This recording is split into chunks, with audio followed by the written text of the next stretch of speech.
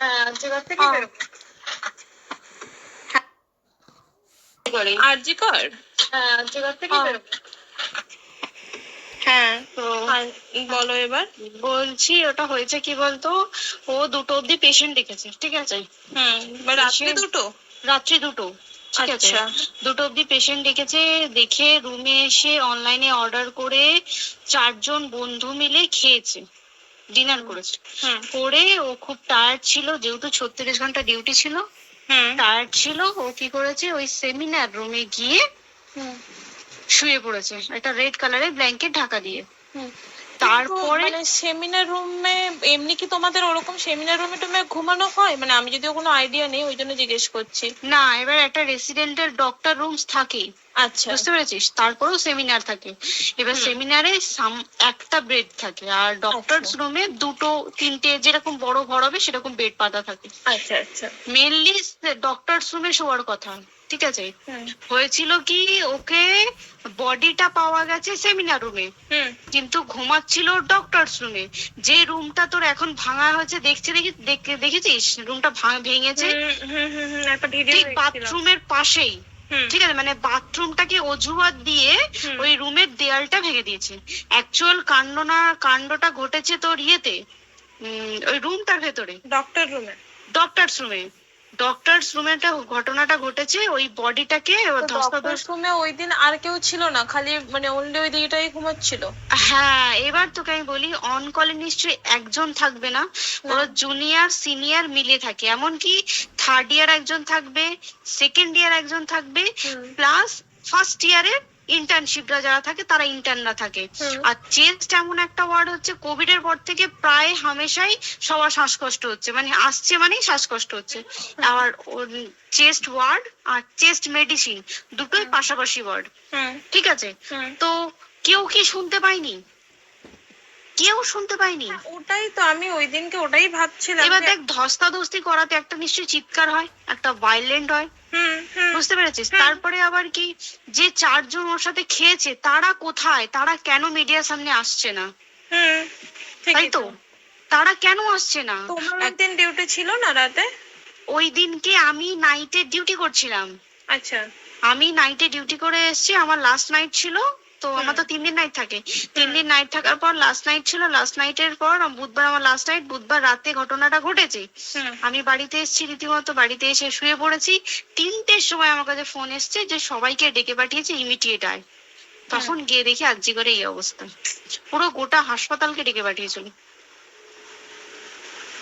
গিয়ে দেখি পুলিশ ছয়লা, মানে আর ওকে যেভাবে, আমি তো বডিটা দেখেছি রে, মানে আমাদের এখনো পর্যন্ত চোখ থেকে নামছে না। রীতিমতো মনে হচ্ছে মেয়েটা যেন আমাদের পাশে পাশে ঘুরছে, একদম এরকম, মানে মানে অদৃশ্যমান। মানে আমরা এরকম ভাবতে পারছি না যে এরকম ভূত থাকে বা একটা স্পিরিট থাকে বা কিছু। এখন আমরা বুঝতে পারছি না ওর আত্মাটা এখনো ঘুরছে আমাদের আশেপাশে। দেখ, ওর আমার তলাটা নাকি, তো ওর থেকে ও থাকে 4তলায়, 4তলায় ঘটনাটা ঘটেছে, ঠিক 2টো ফ্লোর নিচেই আমি থাকি, আমার রুমটা, ঠিক আছে? কিন্তু তাও আতঙ্কে আমরা মানে একদম স্তব্ধ হয়ে গেছে আরজিকরটা। কিন্তু ব্যাপারটা হচ্ছে, তাহলে ডক্টর রুম থেকে ওকে সেমিনার রুমে নিয়ে যাওয়া হয়েছে? হ্যাঁ, অবশ্যই নিয়ে যাওয়া হয়েছে। এবার দেখ, নিয়ে যাওয়া হয়েছে, ওকে যেভাবে মারা হয়েছে এটা একার পক্ষে অসম্ভব, ইম্পসিবল।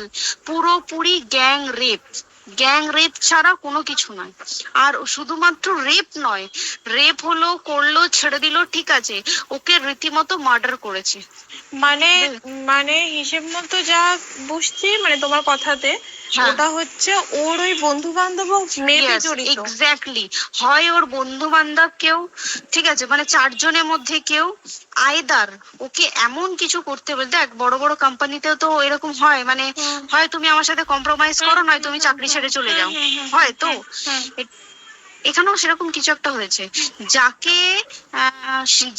যে ক্রাইম করেছে সেও কিন্তু নর্মাল ডক্টর নয়, কিন্তু সেও একটা ভালো পোস্টে র্যাঙ্ক করছে, বুঝতে পেরেছিস? তবেই কিন্তু পুরো ব্যাপারটাকে হসপিটাল চেপে যেতে চাইছে, পুরো ব্যাপারটা। তাহলে এই সিভিক যে ও কোথা থেকে আসছে? এবার তোকে আমি বলি ওটা কোথা থেকে আসছে। আমাদের প্রিন্সিপাল চেঞ্জ হয়ে গেছে, ডেপুটি সুপার চেঞ্জ হয়ে গেছে, তারপরে আমাদের অ্যাসিস্ট্যান্ট সুপার চেঞ্জ, সব চেঞ্জ হয়ে গেছে। হুম তারপরে যে ওয়ার্ডের ডাক্তাররা ছিল, সিস্টাররা ছিল, ওয়ার্ড বয়রা ছিল, মাসিরা ছিল, সবাইকে ডেকে এখন সাসপেন্ড করা হয়েছে। তারা কোথাও যেতে পারবে না, রোজ গিয়ে কোর্টে গিয়ে দেখা করছে। আজকেও কোর্টে গেছিল সবাই। হুম তারপরে তারপরে তোমার তোর এগুলো হলো, তারপরে তোর কি বলে, আরে বল না, ওই সিবিআই এটা হয়েছে কি, মানে ও সেই সঞ্জয় রায় যে ধরা পড়েছে, হুম অ্যাকচুয়াল কিন্তু ও নেই, হুম ঠিক আছে? ওর এতটা ক্ষমতাই হয় না। ও অত রাত্রে কি করতে যাবে? হুম ও অত রাত্রে ওখানে কি করতে যাবে? ও না পেশেন্ট, ও নাকি বলছে দালাল পেশেন্ট নিয়ে গেছে। তো পেশেন্ট নিয়ে যখন গেছে, দিদিটার রুমে যখন যাবে, নিশ্চয়ই দিদিটার রুমে কোনো কাগজপত্র দেখাতে যাবে। সেই অবস্থায় গিয়ে দেখে যে এরকম এরকম ঘটনা, তা ঝাঁপিয়ে পড়েছে ওর উপরে। হুম এরকম কিছু তাও কিছু নয়, শুধু গেছে, দেখছে ড্রিঙ্ক অবস্থায়, ওকে ক্যামেরায় দেখা গেছে ড্রিঙ্ক অবস্থায় গেছে আর এসছে, এইটুকুই দেখা গেছে। তারপরে হচ্ছে কি, তোর অনেক রকম, এখানে অনেক রকম ব্যাপার আছে। যে দিনকে ঘটনাটা ঘটে তার ঠিক দুদিন পরে ওই সেমিনার বাথরুমের অজুহাত দিয়ে ডক্টর যে রুমের দেওয়ালটা আছে, ওই দেওয়ালটা ভেঙে দিয়েছে। কেন? প্রথমে ওকে বললো সুসাইড করেছে, আমাদের যখন ফার্স্ট খবর আছে তখন সুসাইড করেছে। হুম তারপরে যখন হসপিটালে যাই তখন গিয়ে শুনছি নাকি না, সুসাইড করেনি, এটা রেপ করেছে, রেপ করে মার্ডার করা হয়েছে। হুম বুঝতে, এখানে বিশাল বড় একটা গেম চলছে। আর যে ওর উপর কি রাগ ছিল মানে? হ্যাঁ হ্যাঁ হ্যাঁ হ্যাঁ হ্যাঁ হ্যাঁ, একদম আমি তো কি বললাম, শোন, তুই যদি কারোর সাথে কম্প্রোমাইজ করি তাহলে তো পোস্ট করবে, হুম হুম তুই হুম কারোর সাথে কম্প্রোমাইজ করবি না, তোকে মার্ডার করে দেবে। মানে মানে ওরকম টাইপের কিছু বলতো তো? এরকমই টাইপের কিছু একটা ছিল। আইদার খুব রাফ, মানে খুব রাগ, খুব মানে খুব ওর উপরে খুব ফ্রাস্ট্রেশন ছিল, যারই ছিল খুব ফ্রাস্ট্রেশন ছিল। শুধু ওকে মারিনি রে, রীতিমতো মার্ডার করেছে। ওর যে ক্ল্যাচারটা ছিল, ওর আমি ইউরিন, শুনেছি এটা। ওর ইউরিনের রাস্তায় ক্ল্যাচারটা ঢুকিয়ে দিয়েছে, তুই জানিস? মানে কি বলবো, মানে ওকে দেখা যাচ্ছে না, আমরা তো দেখেছি নিজের চোখে, ওকে দেখা যাচ্ছে না। মানে একটা মৃত্যু কতটা, মানে এই তো মানে প্রচন্ড কষ্ট পেয়ে একটা মেয়ে মারা গেল। আর ওর যে গলাটা চেপে ধরেছে, আহ, ওর ওই চেপে ধরাতে মানে এতটাই জোরে চেপে ধরেছে যে ওর চোখ ফেটে রক্ত বেরিয়েছে। ছি, ছি, ছি। বুঝতে পেরেছিস? মানে মানে কি বলতো, যদি ধরা পড়ে না, উচিত মানে যারা এটার সঙ্গে দায়ী না, আর এই যে সিবিআইটা হয়েছে, সিবিআইটা একমাত্র আমাদের জোরেতেই সিবিআইটা এসছে।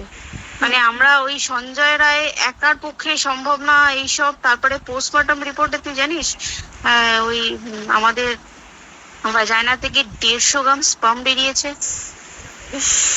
পোস্টমর্টম রিপোর্ট 150 গ্রাম স্পাম, মানে বুঝতে পারছিস? Not a calculated, minimum minimum কম করে 6 থেকে 7 জন করেছে ওকে রেট। ছি ছি ছি। ওই জন্যই তো আমরা এতটা বেশি ভাইলেন্ট হয়ে গেছি, বুঝতে পেরেছিস? আর তারপর আমাদের দেখো, একটা মেয়ে তার কাজের জায়গাতেই ছিল, এমনটা নয় যে রাস্তাঘাটে কোনো বিপদ, তার কাজের জায়গাতেই সেফ নয়। শোন, কেউ যদি স্ব ইচ্ছায় কারোর সাথে রিলেশনশিপে গিয়ে করতে চায় সেটা আলাদা জিনিস, কিন্তু ঠিক আছে, কিন্তু কেউ কারো বিরুদ্ধে এইভাবে করতে পারে না রে। তুই জানিস না, মানে ওয়ার্ডে দেখ, কম বেশি আমরা সবাই ঘুমাই, কম বেশি আমরা সবাই জেগে থাকি, জেগে তো থাকি, তাতে কি কেউ শুনতে পায়নি? তার কি একদম ভাইলেন্স ছিল না?